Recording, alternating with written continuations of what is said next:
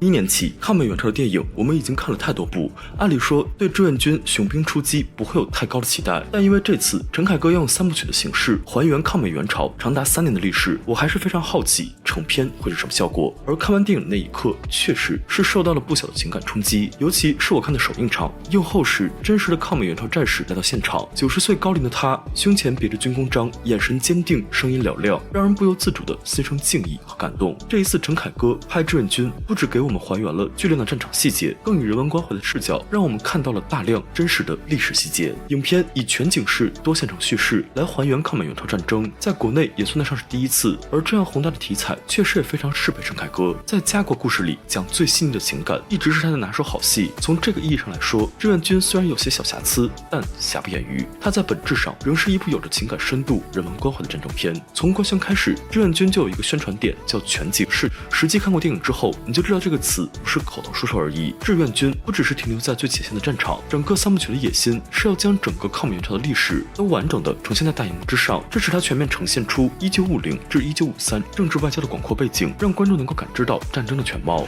如果将第1部志愿军雄兵出击拆解一下，就能看到它主要是围绕上层角色出兵，志愿军出入朝鲜的几场战役展开叙事，分成了战场线、政治外交线。这2条线对于当时的新中国来说，意味着不同的战场。朝鲜战场上，即使军备实力对比悬殊，我军仍用壮烈牺牲换来胜利。外交战场上，我们则不惜一切代价决定出击，首度亮相联合国，发出属于中国的心声。这2条线互相交织，互相影响，互为因果，架构起第1部的史诗感。陈凯歌这次面临的挑战是要将3部曲中总共涉及上百历史人物多而不乱地安插在特定位置，让他们共同凝聚向电影主题的表达。这一点在首部中做得可圈可点。1950年解放战争刚结束，对于国人而言，新中国成立了，好日子来了，该打的仗也都打完了，正是百废待兴之际。此时却收到了朝鲜的出兵请求，祖国的领土遭遇到了朝鲜战火的蔓延，美国大兵压境跨过38线，许多同胞的家园乃至生命都受到侵扰。国际上已经默认美国是不可能战胜的国家，而新生的中国又是最不想打仗的国家，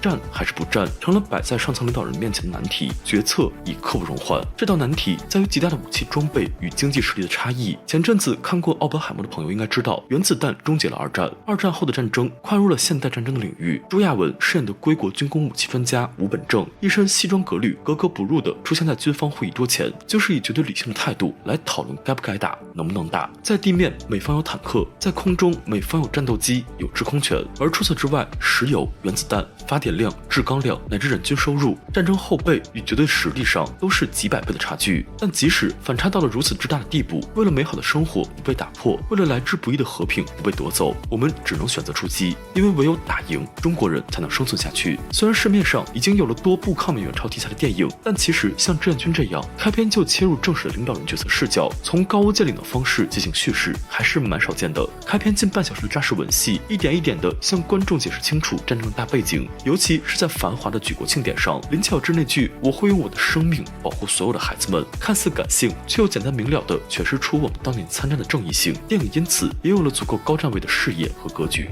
自此，你能够明显感受到，志愿军是一部尊重人物、尊重历史细节的电影。就像陈凯歌所说，战争片必须要从人物入手，只有让观众与人物同呼吸，才能把他们拉回历史语境。比如毛岸英在会议室外与父亲无声的告别，又比如彭大将军那句“有你的红旗所向，就有我的现战冲锋”，就是人物独有的细节。在这之后，镜头随着辛柏青饰演的老红军、司令部高级参谋李默允的视角，正式踏入到朝鲜战场，让我们看到双方绝对反差的战争实况。在凉水洞、三所里，再到松骨峰的几场战斗中，志愿军一次次上演了以小胜强、以少胜多的奇迹。面对武器装备的碾压，一次次的靠智取的作战方式，打断美军南下北上汇合的脚步，进而打乱敌人的部署，去争取时间差。比如在三所里战役中，就用2条腿跑过4个车轮，14个小时穿插了72.5公里，抢先5分钟到达，从而取得胜利。在这其中有3段高光的人物戏值得被拿出来展开说说。第一段是柳秘书毛岸英与杨三弟的治愈戏，他们象征着战场上的年轻力量。毛岸英参军的原因是为了身在前线能出一份力，而在战争残酷的洗礼下，在不断的失去里，他一点点的成为了真正的战士。此时他遇到了全队人战死、患上 PTSD 的小兵杨三弟，帮助他一点一点的重拾信心与勇气，而这也成为了全片硝烟弥漫之中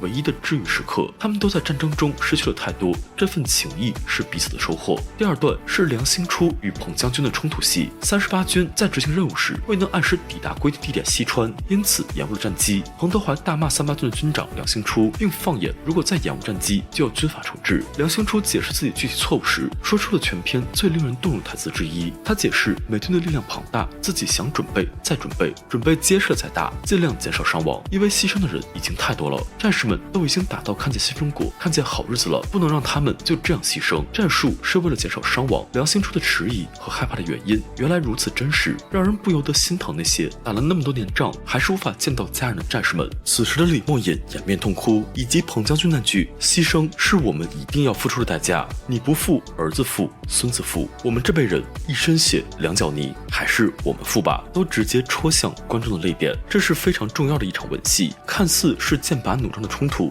实则双方都抱着一颗爱国的赤子之心，将个人的情感最真实的心声都袒露而出。军人也是普通人，他们的内心也有着极为细腻柔软的一面，只是更多时候在面对敌人的铁蹄和炸弹时，他们选择了毫不畏惧，以身许国。第3段则是全片最重头的一场时空交叉剪辑戏，孙行、戴如意、杨少成组成的孙古峰3人组与联合国上新中国外交代表团的隔空呼应。孙古峰是3联最后的扼守歼敌之地，这场仗打得可谓极为英勇惨烈，3联只剩机枪、步枪、手榴弹和少量的炸药，而另一边的美军则调集了飞机、坦克等重型武器，还有上千人的优势兵力，疯狂地向山上的3联发起一轮又一轮攻击。志愿军们经受了像暴雨一般的炮弹的袭击，连长戴如意的左腿被炸断，仍顽强指挥杀敌。指导员杨少成的子弹打光，就拿起刺刀和敌人拼。3联的勇士们就像钉子一样钉在山上，以100人之力击退上千美军5次。在最后一轮空袭过后，没有多少战士还能幸存。而当一声3联的还有能打的吗？